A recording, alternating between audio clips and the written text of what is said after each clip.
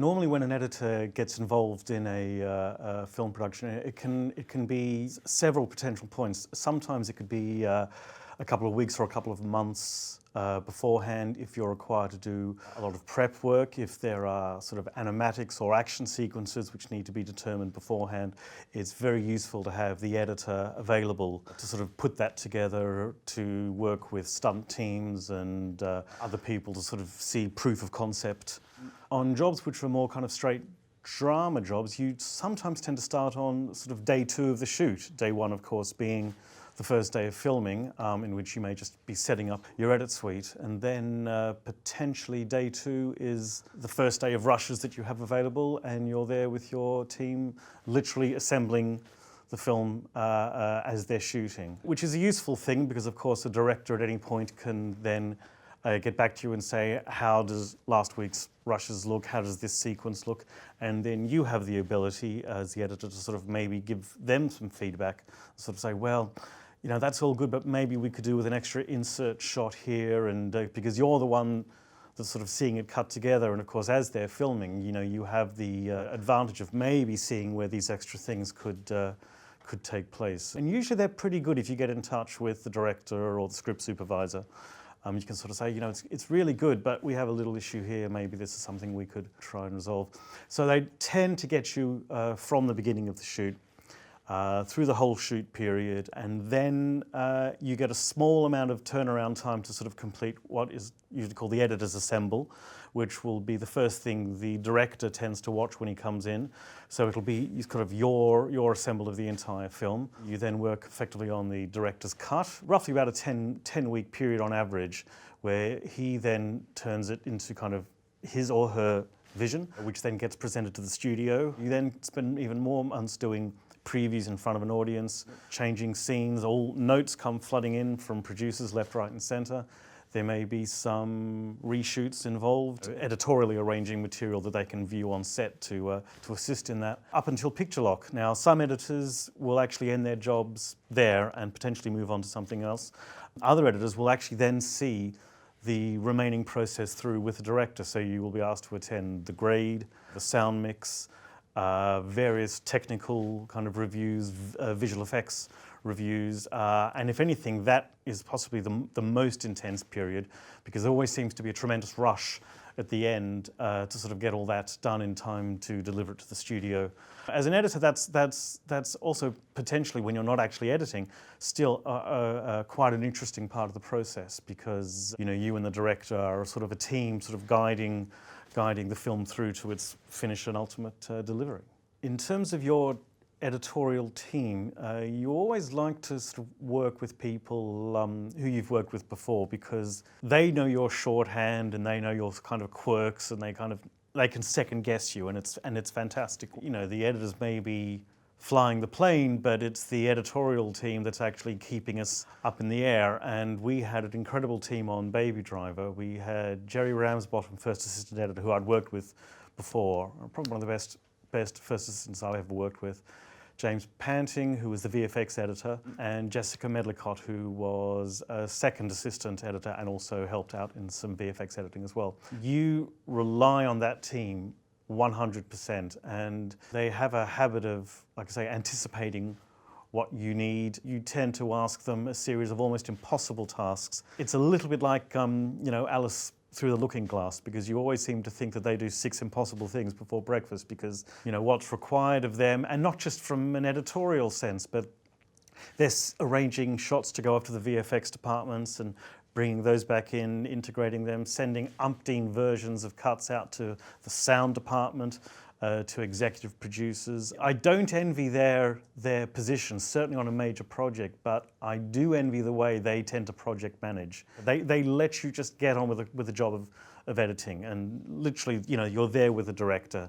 You know, I'm there with Edgar, and you feel like there's nothing else going on, just so the two of you can concentrate. But there's this whole team really sort of propping you up and enabling you to sort of do the work that you're there to do. So I absolutely could not do what I do without their support. Baby Driver actually was unique, actually, and it was possibly the culmination of the way Edgar and I had started working potentially a little bit on the reshoots for a film Edgar did a few years back called Scott Pilgrim versus the World, where I came on set and did some on-set editing for the additional photography. That developed a little bit more on The World's End, where he asked me to be on set for all the action pieces so we can put them together as they were being shot and problem solve. But then with Baby Driver, because there was such an incredible mix of music and live action and drama and dialogue and stunts and everything,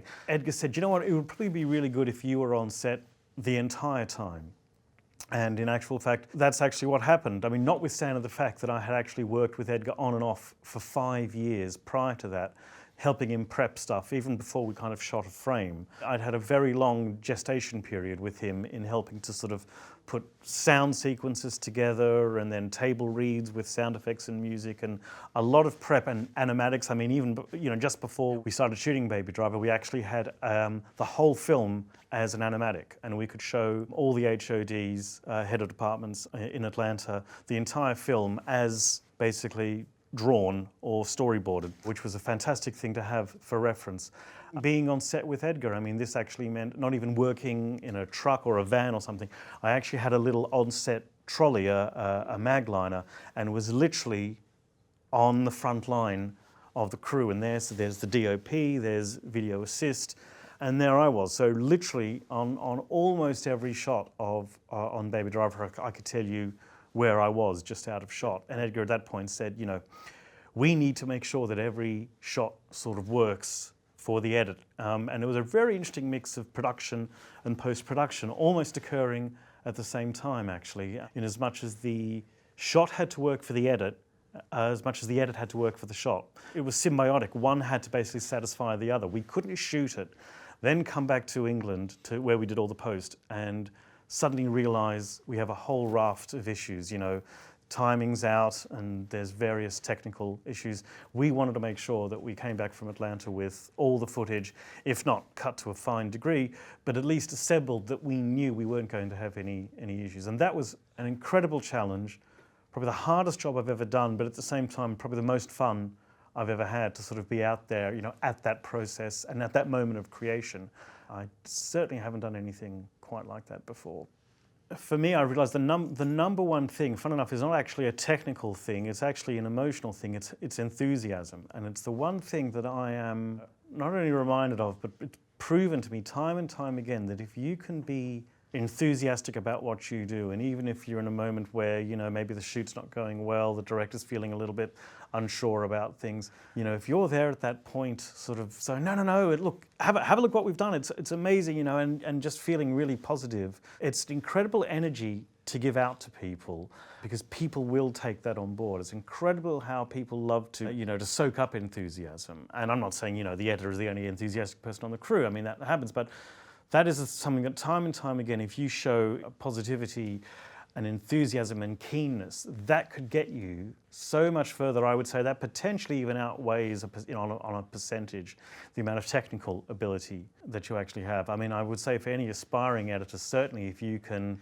it's always good doing your own projects. That's how I started, running around with my father's, home video camera and trying to put things together, teaching myself how to cut, watching hundreds and thousands of television programs and movies, and which my mum hated, but I put down as research, and just sort of analysing how things were done. And also, of course, when you start, I found a good ways to kind of almost break down a scene out of one of your favourite films. How did they put that together?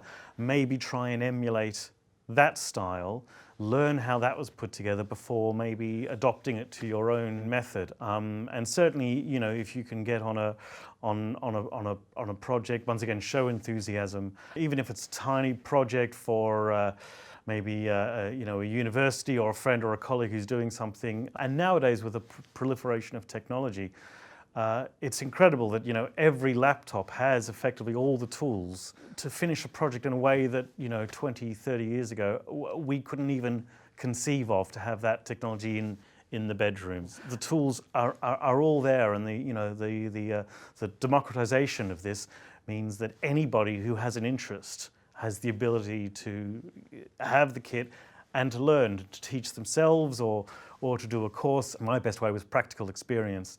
And if you show the right amount of enthusiasm and maybe get a gig as an assistant, if you can jump on that ladder, it may seem like a slow start, but if you persevere and if you're keen, one day, that call will come and someone will recognize you and offer you the gig, and then you're off. One scene in particular, I remember there is a shootout in Baby Driver in a warehouse, and it's to a track called Tequila. And this particular version was recorded in 1970 by a group, I think, called the Button Down Brass. And in the middle of it is a fantastic drum solo. Edgar came up with this brilliant idea of why doesn't as per the character of Baby, and in fact the kind of whole undercurrent of the film, in which real life seems to magically synchronize to the music that Baby's listening to on his headphones. Why doesn't the gun battle happen to fall in to the exact beat of the drum solo? And so he designed this sequence with the stunt guys and our choreographer, Ryan Heffington, that actually every shot fired by our characters and the gang in the scene all magically fit to the beat. So the bullet hits and the impacts and the firing are bang on time. So that's a sequence where we basically had to break down, every drum riff, every little sort of paradiddle or, tom fill or cymbal crash. Effectively, we analysed and we thought, okay, so there's four beats there, right? So there's going to be 4 lots of gunfire there, and then that character will do it, and then you've got to get a reaction shot in there, but you've got to get back in time because there's another bit there. You've got to see who's firing that then. So then an animatic was then created along those lines where every single bit of gunfire had a storyboard, which is great because on paper, on pen and paper, you can make anything happen and it works perfectly. Then there's the small matter of actually making that happen practically on set. So not only were we on night shoots at that point, so you're working the odd hours, but then you're literally putting this together shot by shot, and you have a very complicated setup on set. You have the music being fed into the actor. They have little earpieces there. You have music being sent to Edgar. He's got dialogue in one headphone, music in the other. A split of the sound's got to get sent to me in the little editorial department. And so that notwithstanding, you then try and then you then put it together shot by shot. And then it comes down to, well, has the actor kind of done it on time? Can he actually fire fast enough to the beat? And of course, they've rehearsed this. This isn't just making it up on the night. But then, of course, the shot is turned over to you, and what can you do in literally the seconds that you have? Because they will yell cut, and Edgar will just then shout out from the other side of the set, Paul, how does that look? Is it good? And you just have to very quickly, and suddenly you realise there's 100 pairs of eyes, where the whole cast and crew are suddenly just waiting for you to sort of very quickly drop the shot in if you need to adjust or whatever. And you can say, yeah, it's great, and then Edgar will feel confident we've got the shot.